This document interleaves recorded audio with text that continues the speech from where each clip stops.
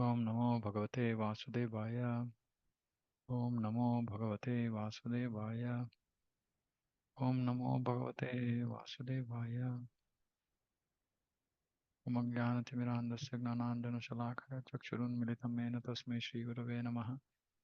ನಮೋ ವಿಷ್ಣುಪಾದಾಯ ಕೃಷ್ಣಪ್ರವಿಷ್ಠಾಯ ಭೂತಲೆ ಶ್ರೀಮತೆ ಭಕ್ತಿವೇದಾಂತ ಸ್ವಾಮಿ ಇತಿ ನಾಮಿನಿ. ನಮಸ್ತೆ ಸಾರಸ್ವತಿ ದೇವೆ ಗೌರವಾಣಿ ಪ್ರಚಾರಿಣಿ ನಿರ್ವಿಶೇಷ ಶೂನ್ಯವಾದಿ ಪಾಶ್ಚಾತ್ಯ ದೇಶಧಾರಿಣಿ. जय श्री कृष्ण चैतन्य प्रभु नित्यानंद श्री अद्वैत गदाधर शिवासादि गौर भक्त वृंद.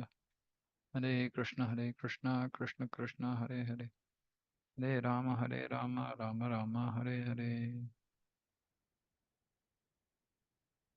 जय जय श्री चैतन्य जय नित्यानंद जय द्वैत चंद्र जय गौर भक्त वृंद. जय जय श्री चैतन्य जय नित्यानंद जय द्वैत चंद्र जय गौर भक्त वृंद. जय जय श्री चैतन्य जय नित्यानंद जय द्वैत चंद्र जय गौर भक्त वृंद. हरे कृष्ण. चैतन्य चरितामृत आदि ಲೀಲಾ ಅಧ್ಯಾಯ 4 ಶ್ಲೋಕ 23. ಮಯಿ ಭಕ್ತಿರ್ಹಿ ಭೂತಾನಾಂ ಅಮೃತತ್ವಾಯ ಕಲ್ಪತೆ ದಿಷ್ಟ್ಯಾ ಯದಾಸೀನ್ಮಹತ್ ಸ್ನೇಹೋ ಭವತೀನಾಂ ಮದಾಪನಃ.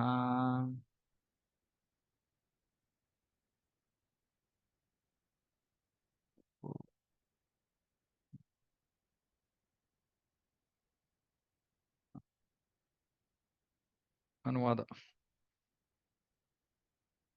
ನನಗೆ ಅರ್ಪಿಸಲಾಗುವ ಭಕ್ತಿ ಸೇವೆಯು ಜೀವಿಗಳ ಸನಾತನ ಜೀವನವನ್ನು ಪುನರುಜ್ಜೀವಿತಗೊಳಿಸುತ್ತದೆ. ಓ ನನ್ನ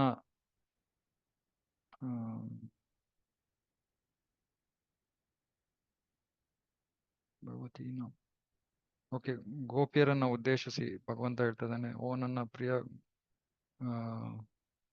ಗೋಪಿಯರೇ, ನನ್ನೆಡೆಗಿನ ನಿಮ್ಮ ಅಕ್ಕರೆಯು ನಿಮ್ಮ ಮಹಾಭಾಗ್ಯ.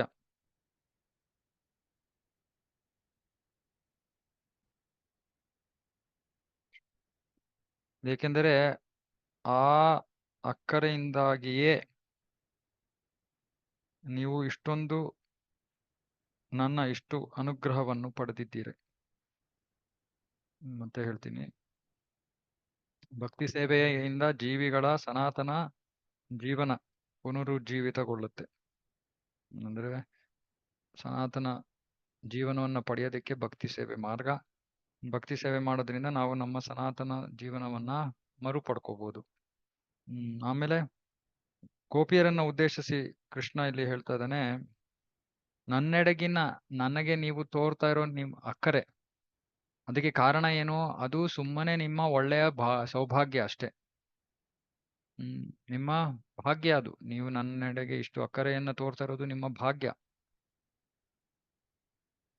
ಅದರಿಂದಾಗಿಯೇ ನಾನು ನಿಮ್ಮ ಮೇಲೆ ಅಥವಾ ನಿಮ್ಮನ್ನ ಅನುಗ್ರಹಿಸೋದಕ್ಕೆ ಅದೇ ಕಾರಣ. ಯಾವುದು? ನಿಮ್ಮ ಅಕ್ಕರೆ. ನೀವು ನನ್ನೆಡೆಗೆ ಎಷ್ಟು ಪ್ರೀತಿಯನ್ನ ತೋರ್ತಾ ಇದ್ದೀರಾ, ಅದು ನಿಮ್ಮ ಸೌಭಾಗ್ಯ. ಆ ಪ್ರೀತಿಯಿಂದಾಗಿ ನಾನು ನಿಮಗೆ ನನ್ನ ಅನುಗ್ರಹವನ್ನ ನೀಡ್ತಾ ಇದ್ದೀನಿ.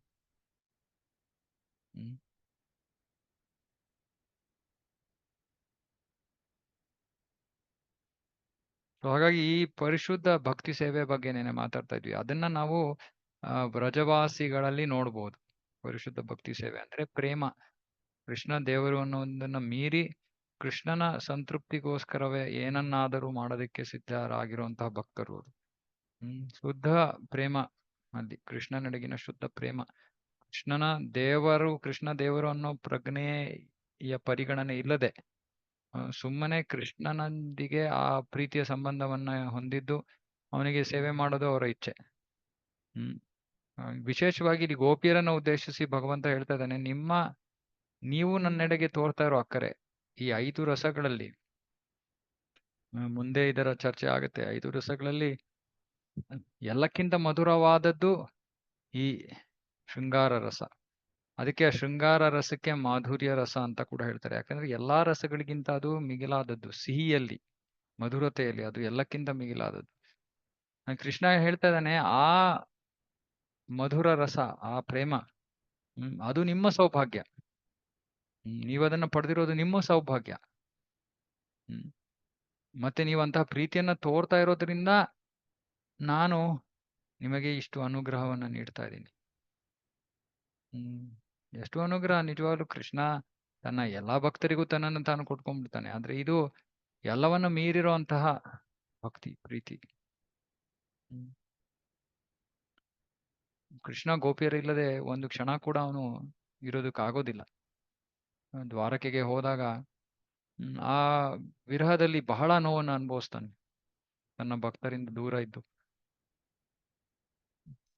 ಹಾಗಾಗಿ ಅದು ವಿಶೇಷವಾದ ಒಂದು ಭಾಗ್ಯ, ಗೋಪಿಯರ ಭಾಗ್ಯ. ಸೊ ಈ ಒಂದು ಶ್ಲೋಕವನ್ನ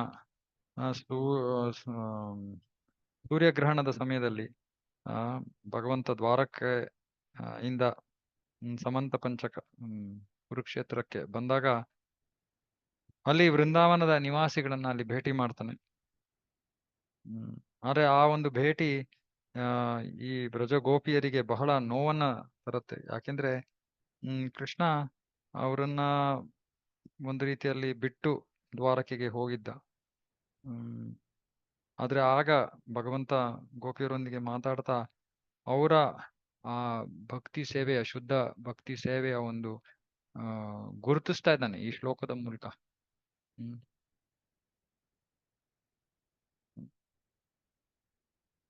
ಕೃಷ್ಣ ಇನ್ನೊಂದು ಹೇಳ್ತಾನೆ, ನಾನು ನಿಮ್ಮ ಭಕ್ತಿಗೆ ಪ್ರತಿಕ್ರಿಯಿಸಲಾರೆ. ಇವಾಗ ಹಿಂದಿನ ಶ್ಲೋಕದಲ್ಲಿ ಹೇಳಿದ್ದು ಯೇ ಯಥಾ ಮಾಂ ಪ್ರಪದ್ಯಂತೆ ತಾಂ ತಥೈವ ಭಜಾಮ್ಯಹಂ. ಯಾರು ನನ್ನೆಡೆಗೆ ಯಾವ ರೀತಿ ಭಕ್ತಿಯನ್ನ ತೋರ್ತಾರೋ ನಾನು ಅವರೊಂದಿಗೆ ಆ ರೀತಿ ಪ್ರತಿಸ್ಪಂದಿಸ್ತೀನಿ ಅಂತ. ಆದ್ರೆ ಗೋಪಿಯರ ಭಕ್ತಿಗೆ ಭಗವಂತ ಪ್ರತಿಸ್ಪಂದಿಸೋಕೆ ಆಗೋದೇ ಇಲ್ಲ. ಅಷ್ಟು ಉತ್ಕೃಷ್ಟವಾದದ್ದು. ಕೃಷ್ಣನನ್ನೇ ಅದು, ಕೃಷ್ಣನ ಪ್ರತಿಸ್ಪಂದಿಸೋ ಶಕ್ತಿಯನ್ನೇ ಮೀರಿರುವಂತದ್ದು. ಅಷ್ಟು ಅತ್ಯುತ್ಕೃಷ್ಟವಾದ ಭಕ್ತಿ ಗೋಪಿಯರು. ಅದನ್ನ ಇಲ್ಲಿ ಕೃಷ್ಣ ಹಾಡು ಹೊಗಳ್ತಾ ಇದ್ದಾನೆ, ಗುರುತಿಸ್ತಾ ಇದ್ದಾನೆ. ಆ ಭಕ್ತಿ ಸೇವೆಯ ಗುಣಮಟ್ಟ ಏನು ಅನ್ನೋದು ಗುರುತಿಸ್ತಾ ಇದ್ದಾನೆ ಇಲ್ಲಿ ಈ ಶ್ಲೋಕದಲ್ಲಿ. ಮಾತಾ ಮೊರೆ ಪುತ್ರ ಭಾವೇ ಕರೆನ ಬಂಧನ, ಅತಿಹೀನ ಜ್ಞಾನೆ ಕರೆ ಲಾಲನ ಪಾಲನ. ಅಮ್ಮ ನನ್ನನ್ನ, ನಾನು ಅವನ ಮಗ ಎಂದು ಪರಿಗಣಿಸಿ ನನ್ನನ್ನ ಬಂಧಿಸ್ತಾಳೆ. ಮತ್ತೆ ನನ್ನ ಪಾಲನೆಯನ್ನ ಮಾಡ್ತಾಳೆ. ನನ್ನ ಆರೈಕೆ, ನನ್ನ ರಕ್ಷಣೆ. ಯಾಕೆ? ನಾನು ಅತಿಹೀನ, ಬಹಳ ದುರ್ಬಲ, ನಾನು ನಿಶ್ಶಕ್ತ, ಅಸಹಾಯಕ ಅಂತ ಪರಿಗಣಿಸಿ ನನಗೆ ರಕ್ಷಣೆಯನ್ನ ನೀಡ್ತಾಳೆ, ನನ್ನ ಆರೈಕೆಯನ್ನ ಮಾಡ್ತಾಳೆ. ಸೊ ತಾಯಿಯ ದೃಷ್ಟಿಯಲ್ಲಿ ಕೃಷ್ಣ ಅತಿಹೀನ, ಅತಿ ದುರ್ಬಲ, ಅತಿ ನಿಶ್ಶಕ್ತ. ಯಾರು ದೇವೋತ್ತಮ ಪರಮ ಪುರುಷ ಯಶೋಧ ಮಾತೆಗೆ ನಿಶ್ಶಕ್ತ, ಕೈಯಲ್ಲಾಗಲ್ಲ ಅವನಿಗೆ, ತನ್ನನ್ನು ತಾನು ರಕ್ಷಿಸ್ಕೊಳಕ್ ಆಗಲ್ಲ ಅವನಿಗೆ. ಇದು ವಾತ್ಸಲ್ಯ ಪ್ರೇಮ ಬ್ರಜಭೂಮಿಯಲ್ಲಿ. ಅದೇ ದೇವಕಿ ಕೃಷ್ಣನನ್ನ ನೋಡಿದಾಗ, ಓ ನೀನು ದೇವೋತ್ತಮ ಪರಮ ಪುರುಷ ಅಂತ ಅವಳು ಪ್ರಾರ್ಥನೆಗಳನ್ನ ಅರ್ಪಿಸ್ತಾಳೆ. ಅರೆ ಯಶೋದೆಗೆ ತನ್ನನ್ನು ತಾನು ರಕ್ಷಿಸ್ಕೊಡೋ ಶಕ್ತಿ ಇವನಿಗಿಲ್ಲ, ನಾನೇ ರಕ್ಷಣೆ ಕೊಡ್ಬೇಕು. ಇದು ಯಶೋದೆಯ ಭಾವ.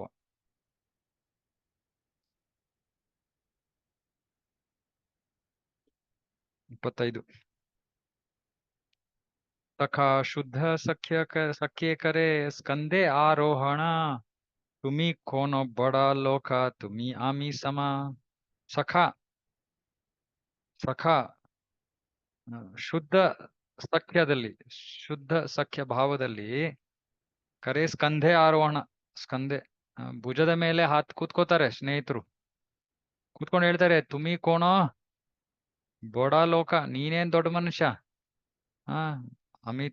ತುಮಿ ಆಮಿ ಸಮ, ನಾನು ಮತ್ತೆ ನೀನು ಸಮಾನರು, ನೀನೆಂತ ದೊಡ್ಡ ವ್ಯಕ್ತಿ. ಹೀಗೆ ಸಖರು ಹೇಳ್ತಾ ಇದ್ದಾರೆ.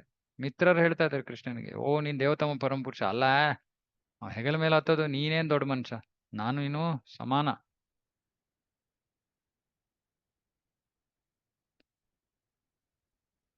ಪ್ರಿಯ ಯದಿ ಮಾನ ಕರಿ ಕರ ಏ ಭರ್ತ್ಸನ, ವೇದ ಸ್ತುತಿ ಹೈತೆ ಹರೆ ಸೈ ಮೋರ ಮನ.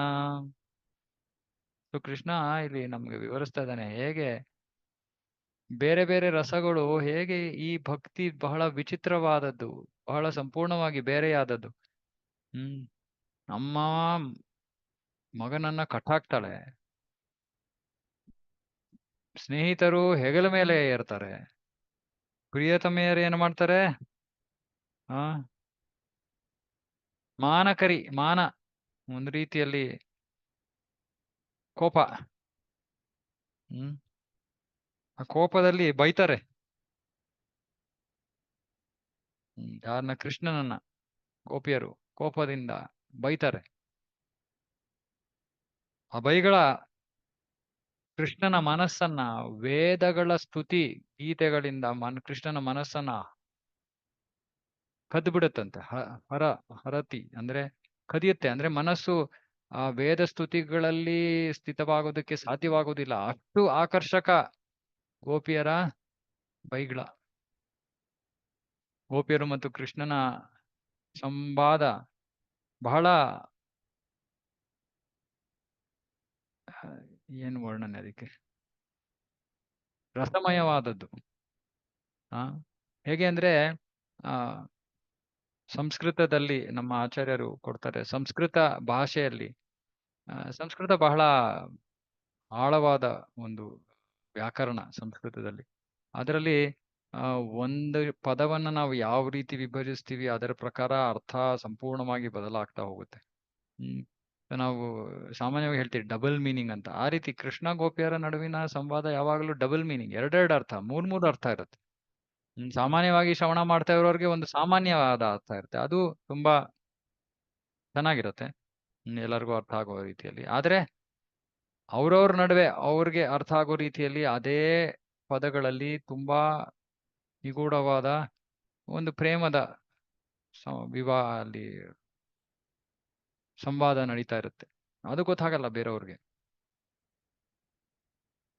ಸೊ ಹೀಗೆ ಈ ಈ ಸಂವಾದ, ಈ ಮಾತುಕತೆ, ಈ ಬೈಗಳ, ಇವೆಲ್ಲ ಕೃಷ್ಣನ ವೇದ ಸ್ತುತಿಗಳಿಗಿಂತ ಕೃಷ್ಣನ ಮನಸ್ಸನ್ನ ಜಾಸ್ತಿ ಆಕರ್ಷಿಸುತ್ತವೆ. ನೋಡಿ, ಇವಾಗ ಭಗವಂತನನ್ನ ಬೈಯೋದು ಅಂದ್ರೆ ಏನು ಅರ್ಥ? ಭಗವಂತನನ್ನ ಬೈಯೋದು, ಇದು ಪ್ರೀತಿ. ಪ್ರಿಯತಮೆಯರು ಬೈತಾ ಇದ್ದಾರೆ ಕೃಷ್ಣನ್ನ. ಅದೇ ದ್ವಾರಕೆಯಲ್ಲಿ ಎಲ್ಲ ರಾಣಿಯರು ಬಹಳ ಗೌರವ ಆಧಾರದಿಂದ ಮಾತಾಡ್ತಾರೆ. ಅದಕ್ಕೆ ಕೃಷ್ಣನಿಗೆ ಈ ಗೌರವ ಆಧಾರದ ಒಂದು ಭಕ್ತಿ ಅವನು ಹೇಳ್ದಾನ, ಅಷ್ಟೊಂದು ನನಗೆ ಅದು ತೃಪ್ತಿಯನ್ನ ನೀಡಲ್ಲ. ಈ ಬಹಳ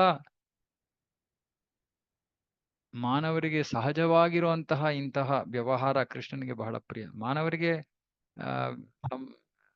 ಸಾಮಾನ್ಯವಾದದ್ದು ಅಂತ ಹೇಳ್ತೇನೆ, ಯಾಕಂದ್ರೆ ನಮ್ಮ ಜೀವನದ ಅನುಭವಗಳಲ್ಲಿ ನಾವು ಇವೆಲ್ಲನ ಅನುಭವಿಸ್ತೀವಿ. ಅಮ್ಮ ತಾಯಿ ಮಕ್ಕಳ ನಡುವಿನ ಇಂತಹ ಸಂಬಂಧ, ಮಿತ್ರರ ನಡುವಿನ ಇಂತಹ ಸಂಬಂಧ, ಪ್ರೇಮ ಪ್ರೇಯಸಿ ಪ್ರಿಯತಮ ಇವರ ನಡುವಿನ ಇಂತಹ ಸಂಬಂಧ, ಇದು ನಾವು ನೋಡಿದೀವಿ ಭೌತಿಕ ಜಗತ್ತಿನಲ್ಲಿ, ಹಾಗಾಗಿ ನಮ್ಗೆ ಅರ್ಥ ಆಗತ್ತೆ. ಆದ್ರೆ ಇಂತಹ ಸಂಬಂಧಗಳನ್ನ ಭಗವಂತನ ಜೊತೆ ಹೊಂದೋದು ಅಂದ್ರೆ ದಿಗ್ಭ್ರಮೆಗೊಳಿಸುವಂಥದ್ದು, ತಲೆ ಕೆಡಿಸುವಂಥದ್ದು. ಹೇಗೆ ಸಾಧ್ಯ? ಕೃಷ್ಣನ ನಾವ್ ಯಾವತ್ತಾರು ಭಯಕ್ಕಾಗತ್ತಾ? ಕೃಷ್ಣನ ಹೆಗಲ ಮೇಲೆ ಕೂತ್ಕೊಳ್ಳಿ ಅಂದ್ರೆ ಕೂತ್ಕೊಳ್ಳೋಕ್ಕಾಗತ್ತಾ? ಕೃಷ್ಣ ಹೇಳ್ತಾನೆ, ಈ ಭಕ್ತಿ ಬೇಕು ನನಗೆ, ಇಂತಹ ಭಕ್ತಿ ಬೇಕು ನನಗೆ. ಎಲ್ಲಿ ಜನರು ನನ್ನನ್ನ ಭಗವಂತ ಅನ್ನೋದನ್ನ ಮರ್ತೆ ನನ್ನ ಜೊತೆ ನನಗೆ ಪ್ರೀತಿಯನ್ನ ತೋರ್ತಾರಲ್ಲ, ಆ ಭಕ್ತಿ ಬೇಕು ನನಗೆ, ಆ ಪ್ರೀತಿ ಬೇಕು ನನಗೆ.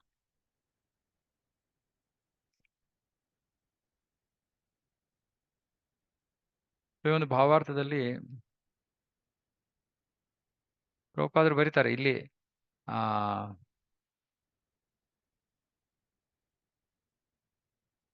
ದೇವತಮ ಪರಮ ಪುರುಷನ ಸ್ಥಾನದ ಉಲ್ಲಂಘನೆ ಇದು ಒಂದು ರೀತಿಯಲ್ಲಿ. ಅಂದ್ರೆ ಅದನ್ನ ಮೀರಿ ನಡೀತಾ ಇರೋದು ಇಲ್ಲಿ. ಅಂದ್ರೆ ಆ ವಿಚಾರವನ್ನ ಮರ್ತೇ, ಆಲ್ಮೋಸ್ಟ್ ಪ್ರಾಯಶಃ ಮರ್ತು ಬಿಟ್ಟೆ ಈ ಸಂಬಂಧಗಳು ನಡೀತಾ ಇವೆ. ಹ್ಮ್. ಭಗವಂತನ ಸ್ಥಾನವನ್ನ ಮೀರಿ ಅವನು ನನ್ನ ಅಧೀನ. ಹ್ಮ್. ಯಾರು? ಕೃಷ್ಣ ನನ್ನ ಅಧೀನ. ಹ್ಮ್. ಆದ್ರೆ ಇದು ಶುದ್ಧ ಪ್ರೇಮ, ಶುದ್ಧ ಪ್ರೀತಿ ಇದು.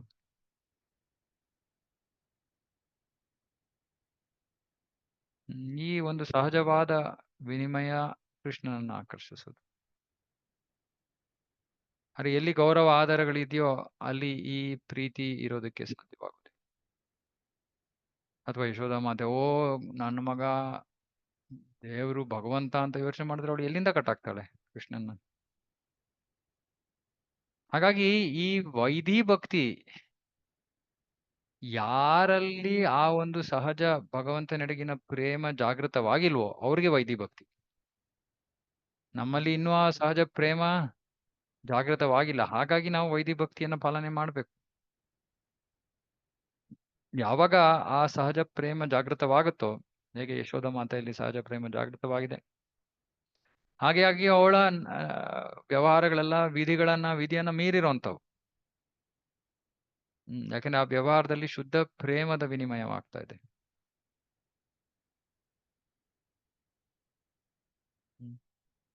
ಆದ್ರೆ ಅದು ಬಹಳ ಮುಂದುವರೆದಿರುವಂತ ಹಂತ.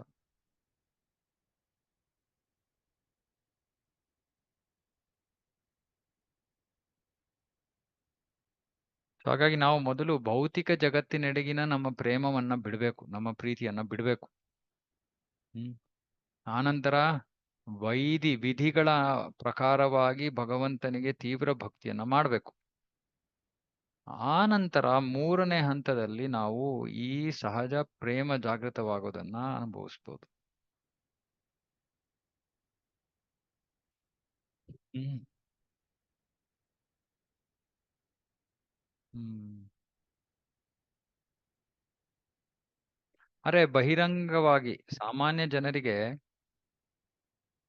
ಅವರಿಗೆ ಈ ರಾಗಾನುಗ ಭಕ್ತಿ ವೈದಿ ಭಕ್ತಿಗಿಂತ ಶ್ರೇಷ್ಠ ಅಂದ್ರೆ ಅವರು ಅದನ್ನ ಅರ್ಥ ಮಾಡ್ಕೊಳ್ಳೋದು ಬಹಳ ಕಷ್ಟ.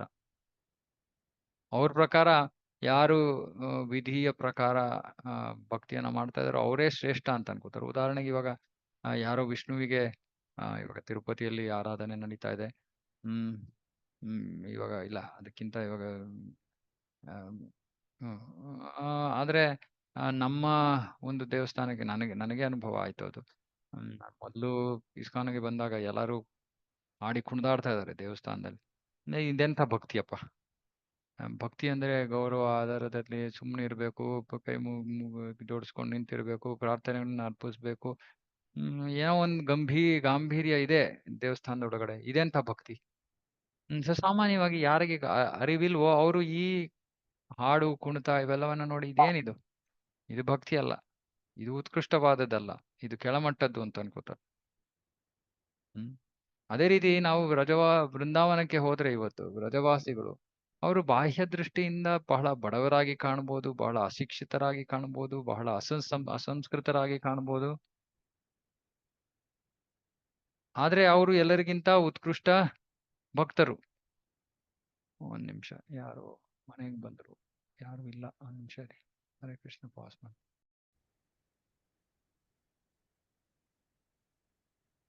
ಸೊ ವೈದಿ ಭಕ್ತಿ ಮತ್ತೆ ರಾಗಾನುಗ ಭಕ್ತಿಯನ್ನ ಅರ್ಥ ಮಾಡ್ಕೊಳ್ಳೋದು ಕಷ್ಟ, ಸ್ವೀಕಾರ ಮಾಡೋದು ಕಷ್ಟ.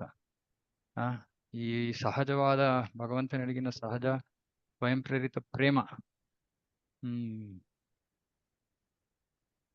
ಸಾಮಾನ್ಯ ಜನರಿಗೆ ಇದು ಅರ್ಥ ಮಾಡ್ಕೊಳ್ಳೋದು ಕೂಡ ಕಷ್ಟ.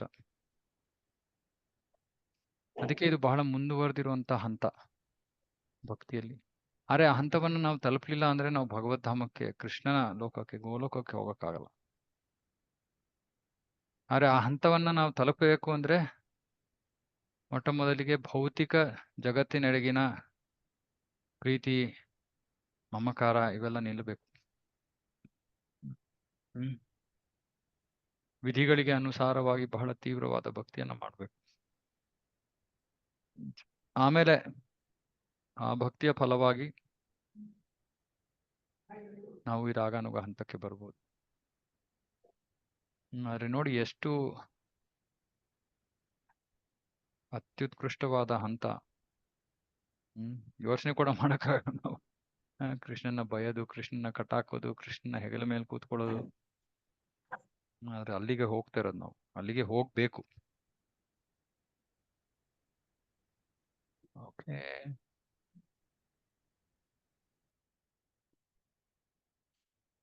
ಶ್ಲೋಕ 27.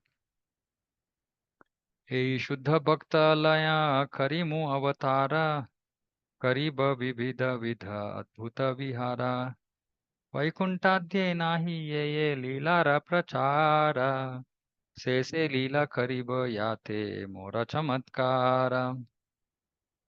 ಕೃಷ್ಣ ಯೋಚನೆ ಮಾಡ್ತಾ ಇದ್ದಾನೆ, ಈ ಶುದ್ಧ ಭಕ್ತರನ್ನ ನನ್ನ ಜೊತೆ ಕರ್ಕೊಂಡು ನಾನು ಅವತರಿಸ್ತೀನಿ. ಮತ್ತೆ ವೈಕುಂಠದಲ್ಲೂ ತಿಳಿದಿಲ್ದೇ ಇರೋ ರೀತಿಯಲ್ಲಿ, ಗೊತ್ತಿಲ್ಲದೆ ಇರೋ ರೀತಿಯಲ್ಲಿ ನಾನು ಹಲವಾರು ಅದ್ಭುತ ರೀತಿಗಳಲ್ಲಿ ನಾನು ವ್ಯವಹರಿಸ್ತೀನಿ. ಮತ್ತೆ ನಾನೇ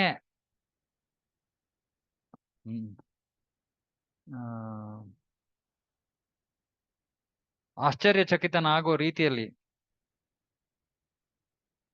ಅಲ್ಲ, ಯಾವ ಲೀಲೆಗಳಿಂದ ನಾನೇ ಆಶ್ಚರ್ಯಚಕಿತನಾಗ್ತೀನೋ ಅವುಗಳನ್ನ ನಾನು ಪ್ರಚಾರ ಮಾಡ್ತೀನಿ. ಕೃಷ್ಣ ಯೋಚನೆ ಮಾಡ್ತಾ ಇದ್ದಾನೆ, ಭಕ್ತರ ಜೊತೆ ಹೋಗ್ತೀನಿ, ವೈಕುಂಠದಲ್ಲೇ ಯಾರಿಗೂ ಗೊತ್ತಿಲ್ಲದೆ ಇರೋ ರೀತಿಯಲ್ಲಿ ಲೀಲೆಗಳನ್ನ ನಡೆಸ್ತೀನಿ, ಆ ಲೀಲೆಗಳಿಂದ ನಾನೇ ಆಶ್ಚರ್ಯಚಕಿತನಾಗ್ತೀನಿ, ಅಂತಹ ಲೀಲೆಗಳನ್ನ ನಾನು ಎಲ್ಲೆಡೆ ಪ್ರಚಾರ ಮಾಡ್ತೀನಿ. ಇದು ನಾನು ಹೋಗಿ ಮಾಡುವಂತ ಕೆಲಸ.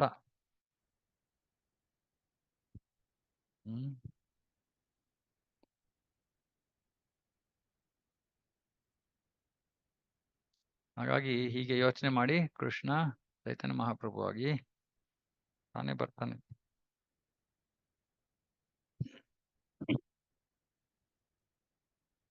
ಇಲ್ಲಿ ನೋಡಿ, ವೈಕುಂಠದಲ್ಲೂ ಕೂಡ ಈ ಲೀಲೆಗಳನ್ನ ಯಾರೂ ಕಂಡರಿಯದಂತಹ ಲೀಲೆಗಳು, ಯಾರಿಗೂ ತಿಳಿದಿಲ್ಲ, ಯಾರಿಗೂ ಗೊತ್ತಿಲ್ಲ ಇಂತಹ ಅದ್ಭುತವಾದ ಲೀಲೆಗಳು. ಆ ಲೀಲೆಗಳು ಎಷ್ಟು ಅತ್ಯಾಕರ್ಷಕ ಅಂದ್ರೆ ಆ ಭಗವಂತನನ್ನೇ ಆಕರ್ಷಿಸುತ್ತೆ ಅದು. ಭಗವಂತ ಕೃಷ್ಣ ಹೇಳ್ತಾ ಇದ್ದಾನೆ, ನನಗೆ ಆಶ್ಚರ್ಯವನ್ನು ನೀಡುವಂತ ಲೀಲೆಗಳು. ಹಾಗಾಗಿ ಭಗವಂತ ಆ ಲೀಲೆಗಳನ್ನ ಚೈತನ್ಯ ಮಹಾಪ್ರಭುಗಳ ರೂಪದಲ್ಲಿ ಅವನದನ್ನ ಆಸ್ವಾದಿಸಕ್ಕೆ ಬರ್ತಾನೆ.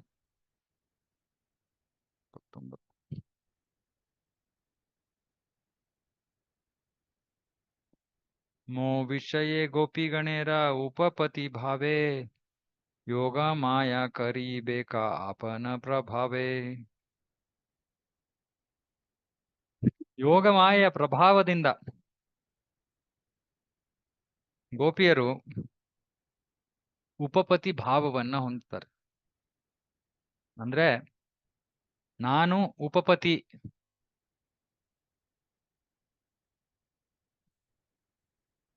ಪತಿ ಉಪಪತಿ. ಉಪಪತಿ ಅಂದ್ರೆ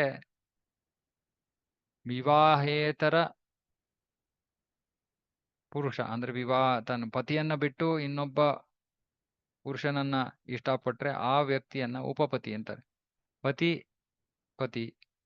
ಅಲ್ಲದೆ ಇರೋನು, ಆದ್ರೆ ಪತಿಯ ಸ್ಥಾನವನ್ನ ಪತಿಯ ಸ್ಥಾನ ಅಥವಾ ಪತಿಯಂತೆ ಪ್ರೀತಿಯನ್ನ ಅನುಭವಿಸೋನು ಉಪಪತಿ. ಅದಕ್ಕೆ ಹೇಳ್ತಾರೆ ಈ ವಿಷಯಗಳು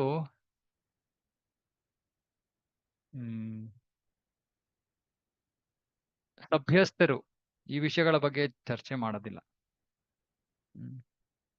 ಈ ಉಪಪತಿ ಭಾವ, ಪರಕೀಯ ರಸ, ಅಂದ್ರೆ ಪರಕೀಯ ಅಂದ್ರೆ ಇನ್ನೊಬ್ಬ ಪತಿಯನ್ನ ಬಿಟ್ಟು ಇನ್ನೊಬ್ಬ ಪತಿಯೊಂದಿಗೆ ಸಂಬಂಧವನ್ನು ಹೊಂದೋದು, ಇದೆಲ್ಲ ಸಭ್ಯಸ್ಥರು ಚರ್ಚೆ ಮಾಡೋದಿಲ್ಲ, ಮಾಡದೇ ಇರುವಂತ ವಿಷಯಗಳು. ಆದ್ರೆ ನಾವು ತಿಳ್ಕೋಬೇಕು, ಆ ಸಭ್ಯಸ್ಥ ಏನ್ ಹೇಳ್ಬೇಕು, ಸಭ್ಯಸ್ತತ್ವ ಅಥವಾ ಅಂತಹ ಮನೋಭಾವ, ಸಭ್ಯಸ್ಥರ ಮನೋಭಾವ ಈ ಪರಕೀಯ ರಸವನ್ನ, ಅಂದ್ರೆ ಭೌತಿಕ ಜಗತ್ತಿನಲ್ಲಿ ಇದು ಹಿಡಿಸೋದಿಲ್ಲ, ನಮಗೆ ಇಷ್ಟ ಆಗೋದಿಲ್ಲ ಈ ವಿಷಯಗಳು. ಯಾಕಂದ್ರೆ ಭೌತಿಕ ಜಗತ್ತು ಆಧ್ಯಾತ್ಮಿಕ ಜಗತ್ತಿನ ವಿಕೃತ ಪ್ರತಿಬಿಂಬ. ಹಾಗಾಗಿ ಆಧ್ಯಾತ್ಮಿಕ ಜಗತ್ತಿನಲ್ಲಿ ಯಾವುದು ಎಲ್ಲದಕ್ಕಿಂತ ಮೇಲಿದೆಯೋ ಅದು ಪ್ರತಿಬಿಂಬಿತವಾದಾಗ ಭೌತಿಕ ಜಗತ್ತಿನಲ್ಲಿ ಮೇಲಿರೋದು ಇಲ್ಲಿ ಅತ್ಯಂತ ಕೆಳಗಿನ ಸ್ಥಾನವನ್ನ ಪಡ್ಕೊಳ್ಳುತ್ತೆ. ಭೌತಿಕ ಜಗತ್ತಿನಲ್ಲಿ ಯಾವುದು ಅಧಮ ಅಂತ ಅನ್ಸುತ್ತೋ ನಮಗೆ, ಅದು ಆಧ್ಯಾತ್ಮಿಕ ಜಗತ್ತಿನಲ್ಲಿ ಎಲ್ಲಕ್ಕಿಂತ ಅತ್ಯುತ್ಕೃಷ್ಟವಾದದ್ದು. ಅದಕ್ಕೆ ಈ ಕೃಷ್ಣ ಗೋಪಿಯರ ರಾಧಾರಾಣಿಯರ ವಿಷಯ ಬೇರೆ ಸಂಪ್ರದಾಯಗಳಲ್ಲಿ ಹೆಚ್ಚು ಚರ್ಚೆಗೆ ಒಳಗಾಗಿಲ್ಲ. ಯಾಕಂದ್ರೆ ಇದು ಅರ್ಥ ಮಾಡ್ಕೊಳ್ಳೋದು ಬಹಳ ಬಹಳ ಕಠಿಣ. ಸೊ ಇಲ್ಲಿ ನೋಡಿ ಹೇಳ್ತಾ ಇದಾರೆ, ಗೋಪಿಯರ ಮನೋಭಾವವನ್ನ ಉಪಪತಿ ಭಾವದಿಂದ ಯೋಗಮಾಯ ಅವರ ಮನಸ್ಸನ್ನ ಪ್ರಭಾವಿತಗೊಳಿಸ್ಬಿಟ್ಟಿದ್ದಾಳೆ. ಅಂದ್ರೆ ಗೋಪಿಯರಿಗೆ ತಮ್ಮ ಮನಸ್ಸಿನಲ್ಲಿ ಇದಕ್ಕೆ ಸ್ಫೂರ್ತಿ ಅಂತ ಹೇಳ್ತಾರೆ, ಅಥವಾ ಅಭಿಮಾನ ಅಂತ ಹೇಳ್ತಾರೆ. ಮನಸ್ಸಿನಲ್ಲಿ ಓ ಕೃಷ್ಣ ನಮ್ಮ ಉಪಪತಿ ಅಂತ ಯೋಚನೆ, ಆ ರೀತಿ ಅವರು ಯೋಚಿಸ್ತಾ ಇದ್ದಾರೆ. ಆದ್ರೆ ನಿಜವಾಗ್ಲೂ ಕೃಷ್ಣ ಉಪಪತಿ ಅಲ್ಲ, ಕೃಷ್ಣ ಪತಿನೇ. ಇದು ಲೀಲೆಗಳ ಸಲುವಾಗಿ. ಯಾಕಂದ್ರೆ ಈ ಉಪಪತಿ ಭಾವ, ಈ ಪರಕೀಯ ರಸದಲ್ಲಿ ಕೃಷ್ಣ ಎಲ್ಲಕ್ಕಿಂತ ಹೆಚ್ಚು ರಸವನ್ನ, ಪ್ರೀತಿಯನ್ನ ಅನುಭವಿಸ್ತಾನೆ. ಹಾಗಾಗಿ ಇದನ್ನ ಈ ಒಂದು ಸ್ತರಕ್ಕೆ ಕೃಷ್ಣ ಮತ್ತೆ ಗೋಪಿಯರು ಇಬ್ಬರನ್ನೂ ಆ ಸ್ತರಕ್ಕೆ ಏರ್ಸೋದಕ್ಕೆ ಯೋಗಮಾಯ ಏನ್ ಮಾಡ್ತಾಳೆ, ಕೃಷ್ಣನಿಗೂ ಮರ್ಸ್ಬಿಡ್ತಾಳೆ. ಕೃಷ್ಣನು ಕೂಡ ಮರ್ಸ್ಬಿಡ್ತಾನೆ. ಕೃಷ್ಣ ಕೂಡ ಅನ್ಕೋತಾ ಇದ್ದಾನೆ, ಓ ಹೌದು ಇವರೆಲ್ಲ ಬೇರೆ ಪತಿಯರನ್ನು ಹೊಂದಿರೋರು ಅಂತ. ಗೋಪಿಯರು ಅನ್ಕೋತಾ ಇದ್ದಾರೆ, ಹೌದು ನಾವು ವಿವಾಹಿತರಾಗೋಗಿದ್ದೀವಿ, ಇವನು ನಮ್ಮ ಪತಿ ಅಲ್ಲ, ಬೇರೆಯವರ ಪತಿ ಇವನು ಅಂತ. ಸೊ ಇದೊಂದು ಆಧ್ಯಾತ್ಮಿಕ ಮನೋಭಾವ. ಸುಮ್ಮನೆ ಅದು ಮನಸ್ಸಿನಲ್ಲಿ ಆ ಭಾವನೆ ಇದೆ ಅಷ್ಟೇ. ಹಾಗಾಗಿ ಇದು ಭೌತಿಕ ಅನೈತಿಕ ಸಂಬಂಧ ಅಂತ ನಾವು ಅನ್ಕೋಬಾರ್ದು. ಇದು ಸುಮ್ಮನೆ ಮನೋಭಾವ, ಇದು ಮನಸ್ಥಿತಿ. ಅಂತಹ ವಾತಾವರಣವನ್ನ ಸೃಷ್ಟಿ ಮಾಡಿದಾಳೆ ಯೋಗಮಾಯ. ಯಾಕಂದ್ರೆ ಆ ಪರಕೀಯ ರಸವನ್ನ ಆಸ್ವಾದಿಸೋದು, ಪರಕೀಯ ರಸದಲ್ಲಿರೋ ಆನಂದ ಎಲ್ಲಕ್ಕಿಂತ ಅತ್ಯುತ್ಕೃಷ್ಟವಾದದ್ದು. ಹೆಂಗೆ ಅದನ್ನ ಅರ್ಥ ಮಾಡ್ಕೋಬಹುದು? ಇವಾಗ ಪತ್ನಿಯರು ಅಂದ್ರೆ 24 ಗಂಟೆ ಕಾಲ ಜೊತೆಗಿರ್ತಾರೆ. ಏನ್ ದೊಡ್ಡ ವಿಷಯ? ಏನೋ ಅಷ್ಟೊಂದು ಅದರಲ್ಲಿ ತುಂಬಾ ಏನು ಅಡ್ವೆಂಚರ್ ಇಲ್ಲ. ಅದೇ ಇವಾಗ ಪರಕೀಯ ಭಾವದಲ್ಲಿ, ಓ ಕೃಷ್ಣನನ್ನ ಭೇಟಿ ಮಾಡ್ಬೇಕು, ಓ ಅರೆ ನಮ್ಮ ಮನೆಯವರೆಲ್ಲ ಇದ್ದಾರೆ, ಸಂಬಂಧಿಕರಿದ್ದಾರೆ, ಇವರಿದ್ದಾರೆ, ಅವರಿದ್ದಾರೆ, ಇವರೆಲ್ಲ ಕಣ್ಣು ಮರೆಸಿ ಹೇಗೆ ತಪ್ಪಿಸ್ಕೊಂಡು ಹೋಗೋದು? ಎಲ್ಲಿ ಭೇಟಿ ಮಾಡ್ಬೇಕು ಕೃಷ್ಣನ ಇವತ್ತು? ಓ ಅಲ್ಲಿನ್ಯಾರು ಬರಬಾರ್ದು. ಸೊ ಈ ಎಲ್ಲ ಯೋಚನೆಗಳು ಬರ್ತಾ ಇದೆ. ಇದೆಲ್ಲ ಸುಮ್ಮನೆ ವಾತಾವರಣದ ಸೃಷ್ಟಿ ಅಷ್ಟೇ. ಯೋಗ ಮಾಯೆಯ ಒಂದು ಮಾಯ ಒಂದು ರೀತಿಯಲ್ಲಿ.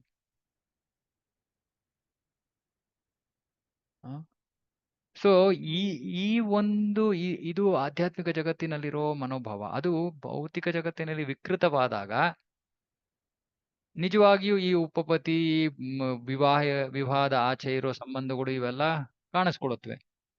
ಯಾಕಂದ್ರೆ ಈ ಭೌತಿಕ ಜಗತ್ತಿನಲ್ಲಿ ಏನಿದ್ರು ಕೂಡ ಅದು ಆಧ್ಯಾತ್ಮಿಕ ಜಗತ್ತಿನಲ್ಲಿ ಇರಲೇಬೇಕು.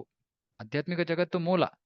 ಹಾಗಾಗಿ ಆಧ್ಯಾತ್ಮಿಕ ಜಗತ್ತಿನಲ್ಲಿ ಕೇವಲ ಮನೋಭಾವವಿದೆ, ಈ ರೀತಿಯಾದ ಒಂದು ಮನಸ್ಥಿತಿ ಇದೆ. ಆದ್ರೆ ಆ ಮನಸ್ಥಿತಿ ಇಲ್ಲಿ ಸ್ಥೂಲಗೊಂಡು ಈ ರೀತಿಯಾದ ಸಂಬಂಧಗಳಲ್ಲಿ ಅದು ಕೊನೆಗೊಳ್ಳುತ್ತೆ.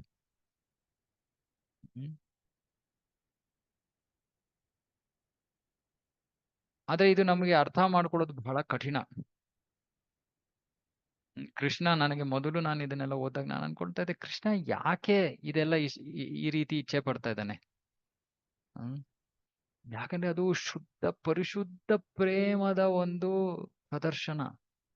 ಕೃಷ್ಣನಿಗೋಸ್ಕರ ನಮ್ಮ ಸುತ್ತಮುತ್ತಲು ಇರೋ ಸಂಬಂಧಗಳನ್ನ ತೆರೆಸೋಕೆ ಸಿದ್ಧವಾಗಿರೋದು, ಅದು ಆ ಪ್ರೀತಿಯ ಪರಾಕಾಷ್ಠ. ಆ ಶುದ್ಧ ಪ್ರೇಮವನ್ನ ಆಸ್ವಾದಿಸೋದಕ್ಕೆ ಕೃಷ್ಣ ಇಷ್ಟಪಡ್ತಾನೆ. ಶುದ್ಧ ಪ್ರೇಮ ಅದು. ಕೃಷ್ಣ ಕೃಷ್ಣ ಸಿಗಲೇಬೇಕು. ಎಷ್ಟೇ ಕಷ್ಟಗಳಿರ್ಲಿ, ಎಂಥ ಕಠಿಣ ಪರಿಸ್ಥಿತಿಗಳಾದ್ರೂ ಇರ್ಲಿ. ಆ ಒಂದು ಪ್ರೀತಿಯ ಪ್ರದರ್ಶನವಾಗಬೇಕು ಅಂದ್ರೆ ಅದು ಈ ಪರಕೀಯ ಹಂತದಲ್ಲಿ ಮಾತ್ರ ಆಗಕ್ ಸಾಧ್ಯ. ಯಾರಿಗಾರು ಇದ್ರ ಬಗ್ಗೆ ಏನಾದ್ರು ಪ್ರಶ್ನೆಗಳಿದ್ರೆ ಹೇಳಿ. ಯಾಕಂದ್ರೆ ಇದನ್ನ ಚೆನ್ನಾಗಿ ಅರ್ಥ ಮಾಡ್ಕೋಬೇಕು. ಯಾಕಂದ್ರೆ ನಾನು ಹೇಳಿದ್ನಲ್ಲ, ದೊಡ್ಡ ದೊಡ್ಡ ಪಂಡಿತರಿಗೂ ಕೂಡ ಇದು ಬೇರೆ ಸಂಪ್ರದಾಯದಲ್ಲಿರೋರ್ಗೆ ಇದು ಅರ್ಥ ಆಗಲ್ಲ. ಅದಕ್ಕೆ ಅವರು ಮಾತಾಡೋದೇ ಇಲ್ಲ. ಕೃಷ್ಣ ಕೃಷ್ಣನ ಬಗ್ಗೆ ಅವನೊಬ್ಬನ ಬಗ್ಗೆ ಮಾತ್ರ ಮಾತಾಡ್ತಾರೆ. ಕೃಷ್ಣ, ರಾಧೆ, ಕೃಷ್ಣ, ಗೋಪಿಯರು ಇಲ್ಲ, ಮಾತಾಡಕ್ಕಾಗಲ್ಲ. ಯಾಕಂದ್ರೆ ಸಾಮಾನ್ಯ ಒಂದು ಲೈಂಗಿಕ ವಿಷಯವಾಗಿ ಅನ್ಸ್ಬಿಡುತ್ತೆ ಒಬ್ರೊಬ್ರಿಗೆ. ಪರಿಶುದ್ಧ ಪ್ರೇಮ ಇದು, ಪರಿಶುದ್ಧ ಪ್ರೇಮ. ಇದರಲ್ಲಿ ನಮ್ಮ ಆ ಸಾಮಾನ್ಯ ಜನರು ಯೋಚಿಸೋ ರೀತಿಯಲ್ಲಿ ರಾಸಲೀಲೆ ಅಂದ್ರೆ ಇನ್ನೊಬ್ಬರ ಜೊತೆ ಕುಣಿದಾಡೋದು ಇಲ್ಲ. ಕೃಷ್ಣ ತನ್ನ ಪತ್ನಿಯರೊಂದಿಗೆ ಏನೇನು ಅರ್ಥನ ಮಾಡ್ತಾ ಇದ್ದಾನೆ ಆಧ್ಯಾತ್ಮಿಕ ಜಗತ್ತಿನಲ್ಲಿ. ಆದ್ರೆ ಅವರೆಲ್ಲ ಮನಸ್ಸಿನಲ್ಲಿ ಆ ರೀತಿ ಅನ್ಕೋತಾ ಇದಾರೆ. ಅವರು ನಾವು ಪತಿ ಪತ್ನಿಯರಲ್ಲ, ನಾವು ಬೇರೆ ಇದನ್ನ ಒಂದು ವಿವಾಹದ ಆಚೆ ಇರುವಂತ ಸಂಬಂಧ ಅಂತ ಅವ್ರು ಅನ್ಕೋತಾ ಇದಾರೆ ಅಷ್ಟೇ. ಇದು ಯೋಗ ಮಾಯೆಯ ಪ್ರಭಾವ. ಓಕೆ, ಶ್ಲೋಕ 30. ಆಮಿಹ ನಾ ಜಾನೀತಃ ನಾ ಜಾನೆ ಗೋಪಿಗಣ ದುಹಾರ ರೂಪ ಗುಣೆ ದುಹಾರ ನಿತ್ಯ ಹರೇ ಮಾನ. ಅರೆ ಇಲ್ಲಿ ಹೇಳ್ತಾ ಇದ್ದಾನೆ ಕೃಷ್ಣನ, ನನಗೂ ಇದು ಗಮನಕ್ಕೆ ಬರೋದಿಲ್ಲ, ಗೋಪಿಯರಿಗೂ ಇದು ಗಮನಕ್ಕೆ ಬರೋದಿಲ್ಲ. ಯಾಕಂದ್ರೆ ಪರಸ್ಪರರ ಸೌಂದರ್ಯ ಮತ್ತೆ ಗುಣಗಳಲ್ಲಿ ಪರಸ್ಪರರು ಮುಳುಗ್ ಹೋಗ್ಬಿಟ್ಟಿದ್ದಾರೆ. ಅಂದ್ರೆ ಗೋಪಿಯರು ಕೃಷ್ಣನ ಸೌಂದರ್ಯ, ಕೃಷ್ಣನ ಗುಣಗಳಲ್ಲಿ ಮುಳುಗೋಗಿದ್ದಾರೆ. ಕೃಷ್ಣ ಗೋಪಿಯರ ಸೌಂದರ್ಯ, ಗೋಪಿಯರ ಅದ್ಭುತ ಗುಣಗಳಲ್ಲಿ ಮುಳುಗೋಗ್ಬಿಟ್ಟಿದ್ದಾನೆ. ಹಾಗೆ ಸಂಪೂರ್ಣವಾಗಿ ಮುಳುಗೋಗಿರೋದ್ರಿಂದ ವಾಸ್ತವ ವಿಷಯ ಏನು ಅಥವಾ ಪರಿಸ್ಥಿತಿ ಏನು ಅಂತಾನೆ ಅವ್ರ ಗಮನಕ್ಕೆ ಬರ್ತಾ ಇಲ್ಲ. ಅಂದ್ರೆ ನಾವು ವಿವಾಹಿತರಾಗಿದ್ದೀವೋ ಆಗಿಲ್ವೋ ಅದ್ರ ಬಗ್ಗೆ ಯೋಚನೆ ಮಾಡಕ್ಕೂ ಕೂಡ ಅವ್ರಿಗೆ ಅವಕಾಶ ಇಲ್ಲ. ಯಾಕಂದ್ರೆ ಸಂಪೂರ್ಣವಾಗಿ ಅವರು ಪರಸ್ಪರರ ಸೌಂದರ್ಯ ಗುಣಗಳಲ್ಲಿ ಮುಳುಗೋಗ್ಬಿಟ್ಟಿದ್ದಾರೆ. ಇದು ಪ್ರೀತಿ, ಇದು ಸಮಾಧಿ. ಇವಾಗ ಇದಕ್ಕೆ ಹೇಗೆ ಅರ್ಥ ಮಾಡ್ಕೊಳ್ಳಿ? ಇವಾಗ ಭಾಗವತದಲ್ಲಿ ಅವರು ಶೃಂಗಿ ಋಷಿ ಕೂತ್ಕೊಂಡು ಧ್ಯಾನದಲ್ಲಿದ್ದಾರೆ. ಬಾಹ್ಯ ಏನ್ ನಡೀತಾ ಇದೆ ಅಂತ ಅವ್ರಿಗೆ ಗೊತ್ತಿಲ್ಲ. ಪರೀಕ್ಷಿತ ಮಹಾರಾಜ ಅಲ್ಲಿಗೆ ಬರ್ತಾನೆ. ಅವರು ಗೌರವ ತೋರ್ಲಿಲ್ಲ ಅಂತ ಒಂದು ಹಾವನ್ನ ಅವರು ಭುಜದ ಮೇಲೆ ಹಾಕ್ಬಿಟ್ಟು ಹೋಗ್ತಾನೆ. ಅವ್ರಿಗೆ ಗೊತ್ತೇ ಆಗಲ್ಲ ಏನ್ ನಡೀತಾ ಇತ್ತು ಅವರ ಸುತ್ತಮುತ್ತಲು ಅಂತ ಅವರಿಗೆ ಅರಿವೇ ಇಲ್ಲ. ಯಾಕೆ? ಧ್ಯಾನದಲ್ಲಿದ್ದಾರೆ, ಸಮಾಧಿಯಲ್ಲಿದ್ದಾರೆ. ಅದೇ ರೀತಿ ಇದು ಅಂತಹ ಅತ್ಯುತ್ಕೃಷ್ಟವಾದ ಸಮಾಧಿಯ ಸ್ಥಿತಿ.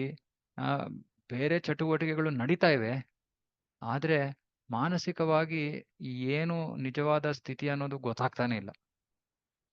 ಅಥವಾ ಅದ್ರ ಬಗ್ಗೆ ಯಾವ ಯೋಚನೆ ಮಾಡಕ್ ಕೂಡ ಅವಕಾಶ ಇಲ್ಲ. ಅದಕ್ಕೆ ಇಲ್ಲಿ ಭೌತಿಕ ಜಗತ್ತಿನಲ್ಲಿ ಜೀವಿಗಳು ಮಹಾಮಾಯೆಯ ಹಿಡಿತದಲ್ಲಿದ್ದಾರೆ. ಆಧ್ಯಾತ್ಮಿಕ ಜಗತ್ತಿನಲ್ಲಿ ಭಕ್ತರು ದೈವಿ ಮಾಯ, ಯೋಗ ಮಾಯೆಯ ಹಿಡಿತದಲ್ಲಿದ್ದಾರೆ. ಅದಕ್ಕೆ ಕೃಷ್ಣ ಭಗವದ್ಗೀತೆಯಲ್ಲಿ ಹೇಳ್ತಾನೆ, ಮಹಾತ್ಮಾನಸ್ತು ಮಾಂ ಪಾರ್ಥ ದೈವೀಂ ಪ್ರಕೃತಿ ಆಶ್ರಿತ. ಯಾರು ಮಹಾತ್ಮರಿದ್ದಾರೋ ಅವರು, ಅಂದ್ರೆ ಮಹಾತ್ಮರು ಅಂದ್ರೆ ಯಾರು ಸಂಪೂರ್ಣ ಕೃಷ್ಣ ಪ್ರಜ್ಞೆಯಲ್ಲಿ ಮುಳುಗೋಗ್ಬಿಟ್ಟಿದಾರೋ ಅವರು ದೈವಿ ಪ್ರಕೃತಿಯ ಹಿಡಿತದಲ್ಲಿದ್ದಾರೆ, ಯೋಗ ಮಾಯ ಹಿಡಿತದಲ್ಲಿದ್ದಾರೆ. ಯಾಕಂದ್ರೆ ಅವ್ರು ಯಾವಾಗಲೂ ಕೃಷ್ಣನ ಸೇವೆಯಲ್ಲಿ ತೊಡಗಿರ್ತಾರೆ. ಹಾಗಾಗಿ ಯೋಗ ಮಾಯೆ ಇಂತಹ ಸನ್ನಿವೇಶಗಳನ್ನು ಸೃಷ್ಟಿ ಮಾಡ್ತಾಳೆ. ಯಾಕೆ? ಆ ಕೃಷ್ಣನೆಡೆಗಿನ ಪ್ರೀತಿಯನ್ನ ಪ್ರದರ್ಶನಕ್ಕಾಗಿ ಅವಳು ಅವಶ್ಯಕ ಸಂದರ್ಭಗಳನ್ನ ಸೃಷ್ಟಿ ಮಾಡ್ತಾಳೆ.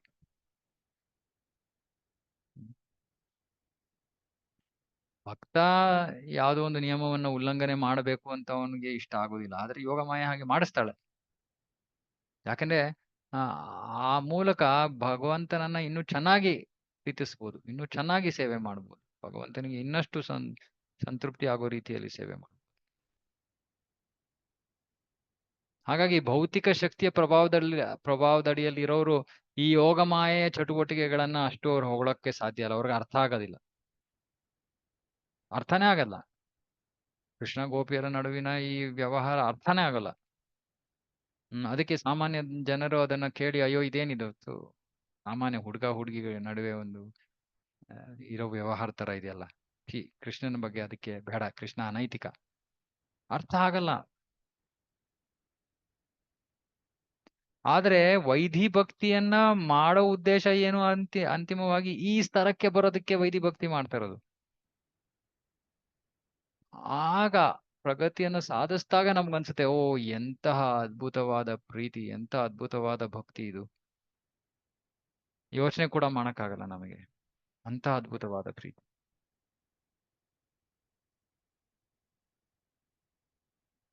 ಹಾಗಾಗಿ ಈ ಪರಿಸ್ಥಿತಿಯಲ್ಲಿ ಕೃಷ್ಣ ಗೋಪಿಯರು ಇಬ್ಬರು ಮರ್ತು ಬಿಡ್ತಾರೆ.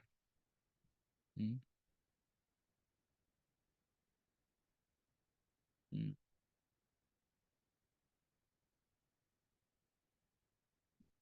ಹ್ಮ್ ಇದ್ರ ಬಗ್ಗೆ ಇನ್ನೂ ಸಾಕಷ್ಟು ವಿಷಯಗಳು ಬರುತ್ತೆ ಮುಂದೆ, ಅದನ್ನ ಮೇಣವಾಗಿ ಅರ್ಥ ಮಾಡ್ಕೊಳ್ಳೋಣ. ಹ್ಮ್ ಅದಕ್ಕೆ ಯಾರು ಭೌತಿಕವಾಗಿ ಬಹಳ ಆ ಏನು ಒಳ್ಳೇದು ಕೆಟ್ಟದ್ದು ಇದ್ರ ಬಗ್ಗೆ ಯೋಚನೆ ಮಾಡ್ತಲ್ಲ ಸಭ್ಯಸ್ಥರು ಅಥವಾ ಅವರಲ್ಲಿ ಏನಾಗಿರ್ತಾರೆ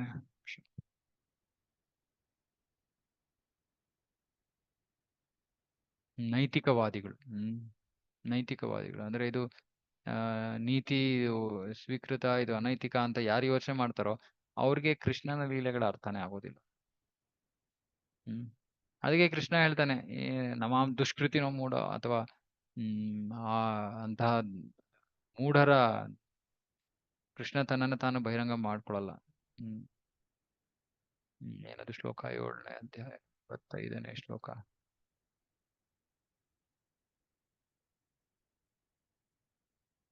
ನಾಹಂ ಪ್ರಕಾಶ ಸರ್ವಸ್ಯ ಯೋಗಮಾಯಾ ಸಮಾವೃತಃ ಮೂಢೋಯಂ ನಾಭಿಜಾನಾತಿ ಲೋಕೋ ಮಾಂ ಅಜಮವ್ಯಯಂ. ನಾಂ ಪ್ರಕಾಶ ಸರ್ವಸ್ಯ. ಕೃಷ್ಣ ಹೇಳ್ತಾನೆ, ನಾನು ಎಲ್ಲರಿಗೂ ನನ್ನನ್ನು ನಾನು ಪ್ರಕಾಶ ಬಹಿರಂಗ ಪಡಿಸ್ಕೊಳ್ಳೋದಿಲ್ಲ. ಯಾಕೆ? ಅವರನ್ನು ಯೋಗ ಮಾಯೆ ಆವರಿಸ್ಬಿಟ್ಟಿರ್ತಾಳೆ. ಮೂಢರು ಅಯಂ ನ ಜಾನಾತಿ. ನನ್ನನ್ನು ಅರ್ಥ ಮಾಡ್ಕೊಳಕ್ ಆಗಲ್ಲ ಮೂಢರಿಗೆ. ಯಾರಿಗೆ ಮತ್ತೆ ಅರ್ಥ ಮಾಡ್ಕೊಳಕ್ಕಾಗತ್ತೆ? ಭಕ್ತ್ಯಾಮಾಂ ಅಭಿಜಾನಾತಿ. ಭಕ್ತರು ಮಾತ್ರ. ಅದು ಎಂತಹ ಭಕ್ತರು? ಇಂತಹ ಅತ್ಯುತ್ಕೃಷ್ಟವಾದ ಹಂತವನ್ನ ತಲುಪಿರೋ ಭಕ್ತರು. ಸಾಮಾನ್ಯ ಭಕ್ತರು ಕೂಡ ಇದನ್ನ ಅರ್ಥ ಮಾಡ್ಕೊಳಕ್ಕಾಗಲ್ಲ.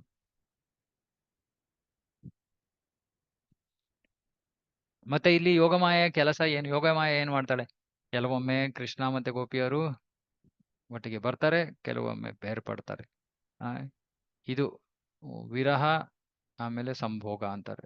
ಬೇರ್ಪಡೋದು, ಒಟ್ಟಿಗೆ ಬರೋದು, ಬೇರ್ಪಡೋದು, ಒಟ್ಟಿಗೆ ಬರೋದು. ನಮ್ಮ ಸಂಪ್ರದಾಯದ ಆಚಾರ್ಯರು, ಹಲವರು ಗೋಪಿಯರು, ಮಂಜರಿಯರು, ಅವರ ಕೆಲಸ ಏನು ಅಂದ್ರೆ ಕೃಷ್ಣ ಮತ್ತೆ ರಾಧಾರಾಣಿ ವಿಶೇಷವಾಗಿ ಅವರನ್ನ ಜೊತೆಗೆ ಕರ್ಕೊಂಡು ಬರೋದು ಉದ್ದೇಶ. ಸಮಾಜ ಕರ್ತವ್ಯ ಅವ್ರನ್ನ ದೂರ ಸರಿಸ್ತಾ ಇರತ್ತೆ. ಆದ್ರೆ ಹೇಗೋ ಮಾಡಿ ಅವ್ರನ್ನ ಮತ್ತೆ ಅವರ ಮಿಲನವನ್ನ ಉಂಟು ಮಾಡೋದು ಗೋಪಿಯರ ಮಂಜರಿಯರ ಕೆಲಸ.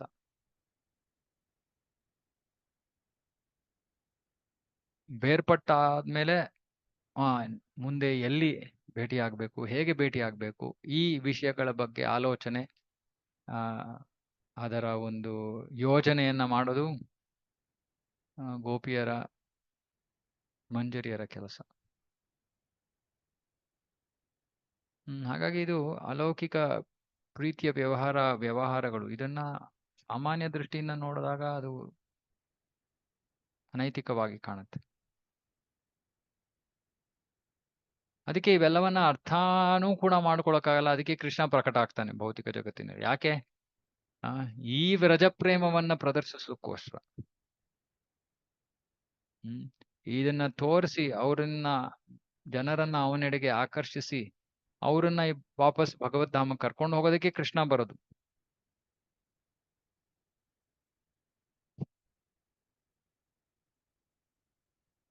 ಮತ್ತೆ ಕೃಷ್ಣ ಈ ಲೀಲೆಗಳನ್ನ ಪ್ರದರ್ಶಿಸೋ ಉದ್ದೇಶ ಏನು? ಅರ್ಥನೇ ಆಗದೆ ಇರುವಂತ ಲೀಲೆಗಳು, ಅನೈತಿಕವ ಅಂತ ಅನ್ಸೋಂತ ಲೀಲೆಗಳು. ಯಾಕಂದ್ರೆ ಯಾರು ಭೌತಿಕವಾಗಿ ರೋಗಗ್ರಸ್ತರಾಗಿದ್ದಾರೋ, ಅಂದ್ರೆ ಈ ಭೌತಿಕ ಜಗತ್ತಿನಲ್ಲಿ ಎಲ್ಲಕ್ಕಿಂತ ಆಕರ್ಷಕವಾದ ವಿಷಯ ಲೈಂಗಿಕತೆ ಅಂತ ಹೇಳ್ತಾರೆ ಆಚಾರ್ಯರು. ಆ ಪುರುಷ ಸ್ತ್ರೀಯರ ನಡುವಿನ ಈ ಒಂದು ಕ್ಷುದ್ರ ಸಂಬಂಧದ ಹಂತದಿಂದ ಮೇಲೆ ಇರಬೇಕು ಅಂತ ಎಂತಹ ಆ ರಾಸಲೀಲೆಯ ವಿಷಯಗಳನ್ನ, ಕೃಷ್ಣ ಗೋಪಿಯರ ವಿಷಯಗಳನ್ನ ಕೇಳಿ ನಾವು ಅಧಿಕೃತ ಶುದ್ಧ ಭಕ್ತರಿಂದ ಶ್ರವಣ ಮಾಡಿದಾಗ ನಮ್ಮ ಮನಸ್ಸಿನಲ್ಲಿ ಪರಿವರ್ತನೆ ಆಗುತ್ತೆ. ಈ ಜಡತ್ವದ ಆಕರ್ಷಣೆ ನಾಶವಾಗೋಗುತ್ತೆ. ಆ ಆಗ ಈ ಒಂದು ಆ ಭೌತಿಕ ಭೌತಿಕ ಆಕರ್ಷಣೆ ಏನಿದೆಯೋ, ಪುರುಷ ಸ್ತ್ರೀಯರ ಆಕರ್ಷಣೆ ಏನಿದೆಯೋ ಅದು ಕತ್ತರಿಸಿ ಹೋಗಿ ನಾವು ಭಗವದ್ ಧಾಮಕ್ಕೆ ಹೋಗಕ್ಕೆ ಎಲ್ಲವನ್ನು ತ್ಯಜಿಸಕ್ಕೆ ಸಿದ್ಧರಾಗಿ ಹೋಗ್ತೀವಿ.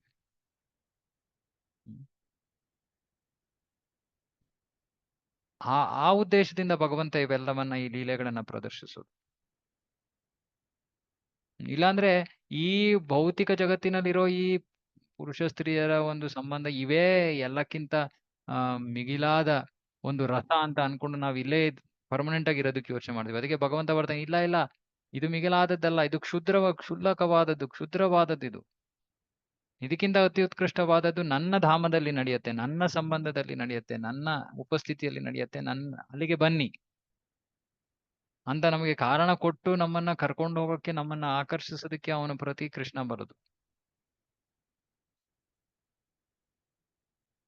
ಹಾಗಾಗಿ ಯಾರು ನಿಜವಾಗಿಯೂ ಕೃಷ್ಣನನ್ನ ಅರ್ಥ ಮಾಡ್ಕೋತಾರೋ, ಕೃಷ್ಣ ಗೋಪಿಯರ ಸಂಬಂಧಗಳನ್ನ ಅರ್ಥ ಮಾಡ್ಕೋತಾರೋ, ರಾಸಲೀಲೆಯನ್ನ ಅರ್ಥ ಮಾಡ್ಕೋತಾರೋ, ಅವರು ಯಾಮನಾಚಾರ್ಯರು ಹೇಳ್ತಾರೆ, ಈ ವಿಷಯಗಳನ್ನ ಅರ್ಥ ಮಾಡ್ಕೊಳ್ಳಿ, ನವ ಧಾಮ್ನಿ ಹೊಸ ಹೊಸ ರಸಗಳ ಒಂದು ಆಸ್ವಾದನೆ ಮಾಡ್ತಿರುವಾಗ ಭೌತಿಕ ಲೈಂಗಿಕತೆಯ ಯೋಚನೆ ಕೂಡ ಬಂದಾಗ ನಾನು ಅದರ ಕಡೆ ಉಗುಳ್ತೀನಿ ಅಂತ. ಅಂದ್ರೆ ಈ ಭೌತಿಕ ಈ ವಿಷಯಗಳು ಯಾವುದು ನಿಜವಾದ ಆಕರ್ಷಣೆಗೆ ಕಾರಣವೇ ಅಲ್ಲ ಅನ್ನೋದು ನಮಗೆ ಮನಸ್ಸಿನಲ್ಲಿ ಸ್ಪಷ್ಟವಾಗಿ ಹೋಗುತ್ತೆ.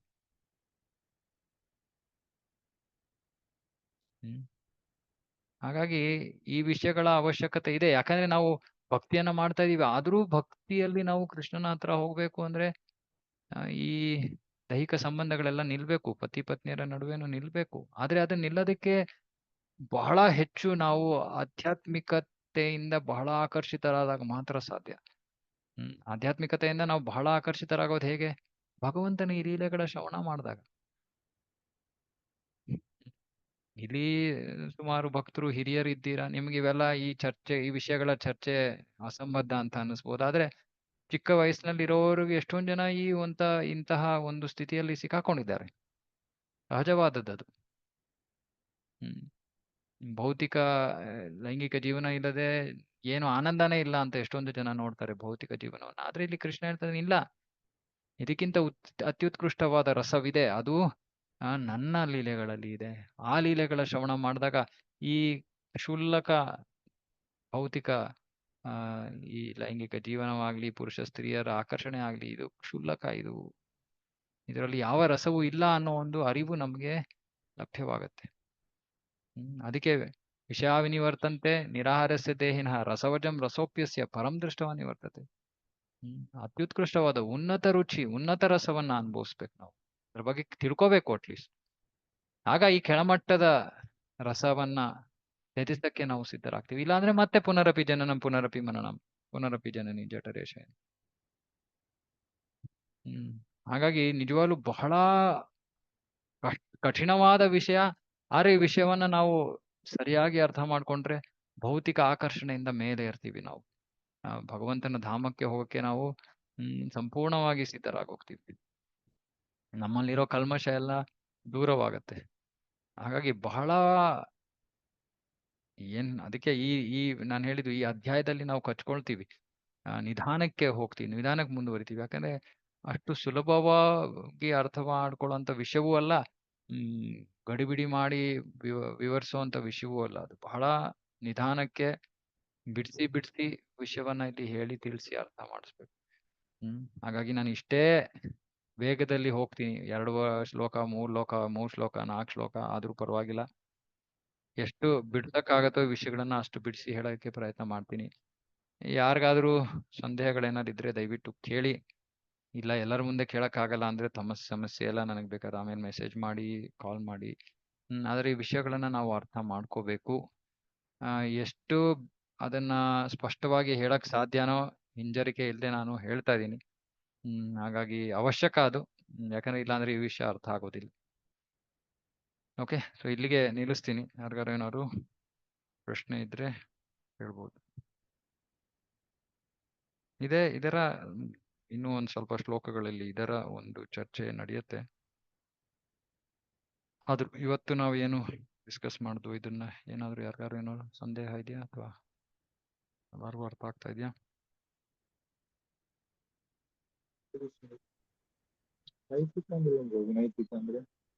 ಪ್ರಭು, ನಿಮ್ ವಾಯ್ಸ್ ಯಾಕೆ ಅಷ್ಟು ಕೆಳಗಡೆ ಕಡಿಮೆ ಇರುತ್ತೆ? ನನಗೆ ನೀವ್ ಯಾವಾಗ ಮಾತಾಡಿದ್ರು ನನಗೆ ಕೇಳೋದೇ ಇಲ್ಲ.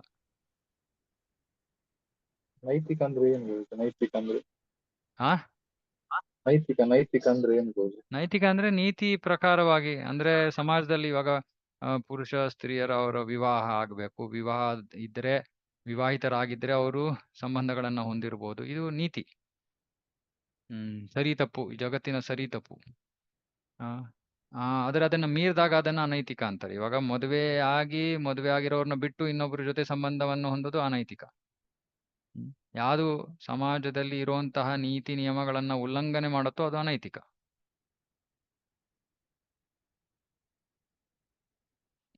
ಓಕೆ,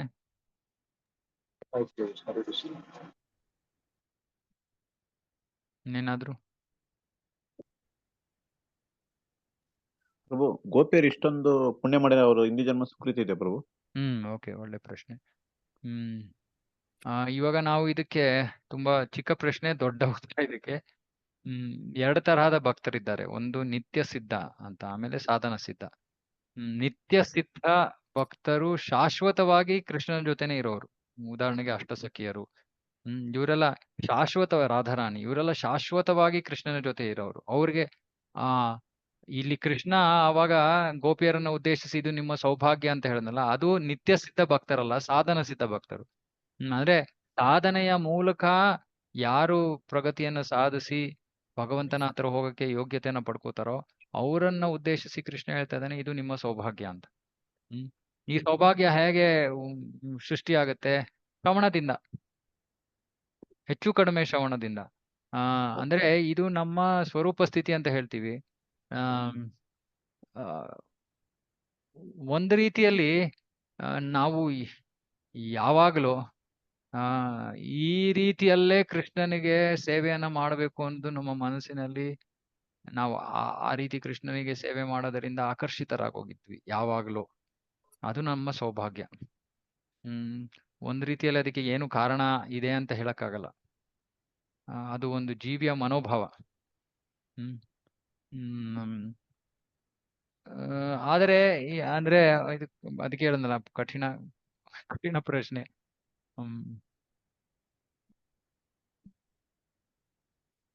ಅಷ್ಟೇ, ಅಂದ್ರೆ ಅವರು ಆ ಸ್ಥಾನದಲ್ಲಿ ಇದ್ದಾರೆ, ಹಾಗಾಗಿ ಅವರು ಭಾಗ್ಯವಂತರು ಅಷ್ಟೇ. ಅದೇ ನಿಮ್ಮ ಪ್ರಶ್ನೆ. ಇವಾಗ ಆ ಭಾಗ್ಯವನ್ನ ನಾವು ಪಡ್ಕೊಳಕ್ಕಾಗತ್ತಾ, ಹೇಗ್ ಪಡ್ಕೊಳ್ಳೋದು ಗೊತ್ತಿಲ್ಲ. ಶ್ರವಣ ಮಾಡಬೇಕು. ಶ್ರವಣ ಮಾಡಿ ನಮಗೆ ಈ ವಿಷಯಗಳಿಂದ ನಾವು ಏನಾದ್ರು ಆಕರ್ಷಿತರಾದ್ರೆ ಅಂದ್ರೆ ಓಕೆ, ಭಾಗ್ಯವಂತರು, ನಾವು ಕೂಡ ಭಾಗ್ಯವಂತರು ಅಂತ ನಮಗೆ ಗೊತ್ತಾಗತ್ತೆ. ಇಲ್ಲ ಇದೇನು ನನಗೆ ಹಿಡಿಸ್ತಾ ಇಲ್ಲ, ನನಗೆ ಗೊತ್ತಾಗ್ತಾ ಇಲ್ಲ, ಭಗವಂತ ನೀನು ದೊಡ್ಡವನು, ನಾನ್ ಚಿಕ್ಕವನು ಅನ್ನೋ ಸ್ಥಿತಿಯಲ್ಲೇ ಇರ್ತೀವಿ ಅಂದ್ರೆ ಓಕೆ, ಸದ್ಯಕ್ಕೆ ಜಾಸ್ತಿ ತಲೆಗೆಡಿಸ್ಕೊಳ್ಳೋ ಅವಶ್ಯಕತೆ ಇಲ್ಲ. ಈ ವಿಷಯಗಳೆಲ್ಲ ಅರ್ಥ ಆಗ್ತಾ ಇಲ್ಲ ಅಂದ್ರೆ ಅದಕ್ಕೆ ಸಮಯ ಬರುತ್ತೆ. ಆದ್ರೆ ಅವರ ಭಕ್ತಿಯಿಂದ ಅವರ ಹಂತಕ್ಕೆ ಬಂದಿದ್ದಾರೆ ಅಂತ ಹೇಳಕ್ಕಾಗಲ್ಲ. ಅಂದ್ರೆ ಅಷ್ಟು ಭಾಗ್ಯಶಾಲಿಗಳು ಅವರು, ಕೃಷ್ಣನಿಗೆ ಅಷ್ಟು ನಿಕಟವಾಗಿ ಅವರು ಸೇವೆಯನ್ನ ಮಾಡೋ ಭಾಗ್ಯವನ್ನ ಪಡ್ಕೊಂಡಿದ್ದಾರೆ. ಯಾಕೆ ಇದನ್ನ ನಾವು ಬಾಹ್ಯವಾಗಿ ಪಡೆಯೋಕ್ಕಾಗಲ್ಲ ಅಂತ ಹೇಳ್ತಾ ಇದೀನಿ ಅಂದ್ರೆ, ಯಾಕಂದ್ರೆ ಇದು ನಮ್ಮ ಸ್ವರೂಪ ಸ್ಥಿತಿ. ನಾವಿವಾಗ ಶ್ರವಣ ಮಾಡಿ ಅದನ್ನ ಪುನರ್ಜಾಗೃತ ಮಾಡೋದಕ್ಕೆ ಪ್ರಯತ್ನ ಮಾಡ್ತಾ ಇದೀವಿ. ಆದ್ರೆ ಅದು ಯಾವ ಭಾವ ಇದೆ, ಯಾವ ನಮ್ಮ ಸ್ವರೂಪ ಸ್ಥಿತಿ ಏನು ಅನ್ನೋದು ನಮಗೆ ಗೊತ್ತಿಲ್ಲ. ಇವಾಗ ಉದಾಹರಣೆಗೆ ಯಾರೋ ಆಧ್ಯಾತ್ಮಿಕ ಜಗತ್ತಿನಲ್ಲಿ ಸಖ ಆಗಿದ್ರೆ ಅವನು ಸಖ್ಯ ಭಾವನೆ ಇಲ್ಲಿ ಪುನರ್ಜಾಗೃತವಾಗೋದು. ಆದ್ರೆ ಆ ವ್ಯಕ್ತಿಗೆ, ಆ ಭಕ್ತನಿಗೆ ಮಾಧುರ್ಯ ಭಾವದಿಂದ ಅವನು ಅಷ್ಟೊಂದು ಆಕರ್ಷಿತನಾಗೋದಿಲ್ಲ. ಅದು ಅವನು ಸಹಜ ಸ್ಥಿತಿ. ಅದರಲ್ಲಿ ಏನು ಸರಿ ತಪ್ಪು ಅಥವಾ ಇದು ಶ್ರೇಷ್ಠ ಅದು ಕೀಳು ಅನ್ನೋ ಏನು ಭಾವನೆ ಇಲ್ಲ. ಸಖ್ಯ ಭಾವದಲ್ಲಿರೋರು ಸಖ್ಯ ಭಾವನೇ ಶ್ರೇಷ್ಠ ಅಂತ ಯೋಚನೆ ಮಾಡ್ತಾರೆ. ಅದು ಈ ಜೀವಿಯಾಗಿ, ಆತ್ಮವಾಗಿ ನಮಗೆ ಆ ಭಾವದಲ್ಲಿ ನಾವು ಕೃಷ್ಣನಿಗೆ ಸೇವೆ ಮಾಡಿದ್ರೆ ನಮಗೆ ಹೆಚ್ಚು ಸಂತೃಪ್ತಿ ಆಗೋದು ಅಂತ ಹೇಳೋಣ. ಪ್ರಭುಪಾದರು ಅವರು ತೀವ್ರ ಭಕ್ತಿ ಮಾಡೋರೆ ಗೋಪಿ ಹಂತಕ್ಕೆ ಬರಕ್ಕಾಗ್ಲಿಲ್ಲ, ಯಾಕೆ ಬರೋ? ಅಯ್ಯೋ, ಶಾಂತಂ ಪಾಪಂ ಅನ್ಬಿಡಿ ಫಸ್ಟ್ ನಿಮ್ ಪ್ರಶ್ನೆಗೆ, ಯಾಕಂದ್ರೆ ಪ್ರಶ್ನೆಯಲ್ಲೇ ಅಪರಾಧವಿದೆ. ಪ್ರಭುಪಾದರು ಗೋಪಿಯರ ಹಂತಕ್ಕೆ ಬರೋ ಅವಶ್ಯಕತೆ ಇರ್ಲಿಲ್ಲ. ಅವರು ಆಧ್ಯಾತ್ಮಿಕ ಜಗತ್ತಿನಲ್ಲಿ ಕೃಷ್ಣನ ಸನಾತನ ಅನುಯಾಯಿ, ಸನಾತನವಾಗಿ ಕೃಷ್ಣನ ಜೊತೆ ಆಧ್ಯಾತ್ಮಿಕ ಜಗತ್ತಿನಲ್ಲಿ ಇದ್ದಿದ್ದು. ನಮ್ಮ ಪೂರ್ವದ ಆಚಾರ್ಯರು ಕೆಲವರು ಪ್ರಭು ಅನುಯಾಯಿ ಅಂದ್ರೆ ಅನುಯಾಯಿ ಅಂದ್ರೆ ಅಸೋಸಿಯೇಟ್, ಸಂಗಡಿಗ. ನಮ್ಮ ಪೂರ್ವದ ಆಚಾರ್ಯರು ಬಹಿರಂಗ ಮಾಡರು ತಾವು ಆಧ್ಯಾತ್ಮಿಕ ಜಗತ್ತಿನಲ್ಲಿ ಯಾರು ಅಂತ. ಒಬ್ರೊಬ್ರು ಗೋಪಿಯರಾಗಿದ್ರು, ಅವರು ತಮ್ಮ ಗೋಪಿ ಹೆಸರನ್ನ ಬಹಿರಂಗ ಮಾಡಿದ್ರು. ಪ್ರಭುಪಾದರು ಬಹಿರಂಗ ಮಾಡ್ಲಿಲ್ಲ, ಭಕ್ತಿ ಸಿದ್ಧಾಂತ ಸರಸ್ವತಿ ಠಾಕೂರ್ ಬಹಿರಂಗ ಮಾಡ್ಲಿಲ್ಲ. ಆದ್ರೆ ಶಂಕೆ ಏನು ಅಂದ್ರೆ ಪ್ರಭುಪಾದರು ಗೋಪಾಲ ಅಂತ, ಸಖ್ಯ ಭಾವದಲ್ಲಿದ್ದರು ಅಂತ. ಆದ್ರೆ ಅವ್ರು ಬಹಿರಂಗ ಮಾಡ್ಲಿಲ್ಲ ತಾವ್ ಯಾರು ಆಧ್ಯಾತ್ಮಿಕ ಜಗತ್ತಿನಲ್ಲಿ ಅಂತ. ಪ್ರಭುಪಾದರು ನಮ್ಮ ಆಚಾರ್ಯರು ಈ ಹಂತಕ್ಕೆ ಏರೋ ಅವಶ್ಯಕತೆ ಇಲ್ಲ, ಅವ್ರು ಆಗ್ಲೇ ಹಂತದಲ್ಲೇ ಇದ್ದಾರೆ.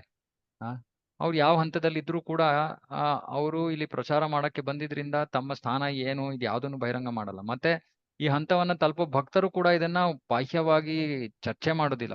ನಾನು ಗೋಪಿ ಭಾವವನ್ನ ಹೊಂದಿದ್ದೀನಿ ಅಥವಾ ನಾನು ಸಖ್ಯ ಭಾವವನ್ನು ಹೊಂದಿದೀವಿ, ಇದನ್ನ ಯಾರು ಚರ್ಚೆ ಮಾಡಲ್ಲ, ಚರ್ಚೆ ಮಾಡೋ ವಿಷಯ ಅಲ್ಲ. ಹಾಗಾಗಿ ಯಾರಿಗೂ ಇನ್ನೊಬ್ರಿಗೆ ಏನು ಅನ್ನೋದು ಗೊತ್ತಾಗೋದೇ ಇಲ್ಲ.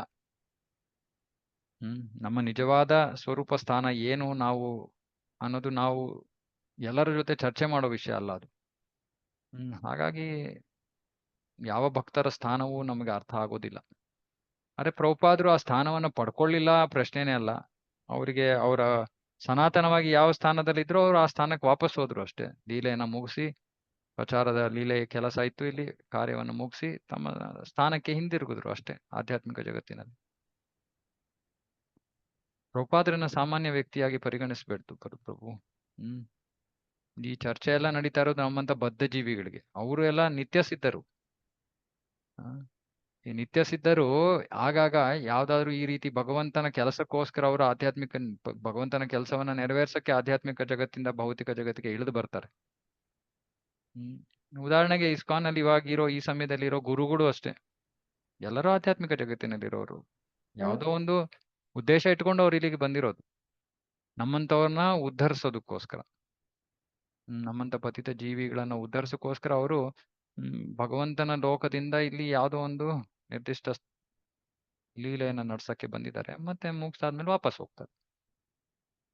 ಅದೇ ರೀತಿ ಪ್ರಭುಪಾದರು, ಪೂರ್ವದ ಆಚಾರ್ಯರು ಎಲ್ಲರೂ ಅಷ್ಟೇ. ಓಕೆನಾ? ಹರೇ ಕೃಷ್ಣ.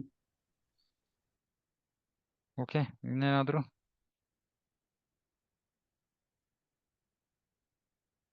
ओके, श्री चैतन्य चरितामृत की जय, जगत गुरु श्रील प्रभुपाद की जय। वांछा कल्पतरुभ्यश्च कृपा सिंधुभ्यो च पतितानां पावनेभ्यो वैष्णवेभ्यो जगत गुरु श्रील प्रभुपाद की जय। हरे कृष्ण। हरे कृष्ण। हरे कृष्ण।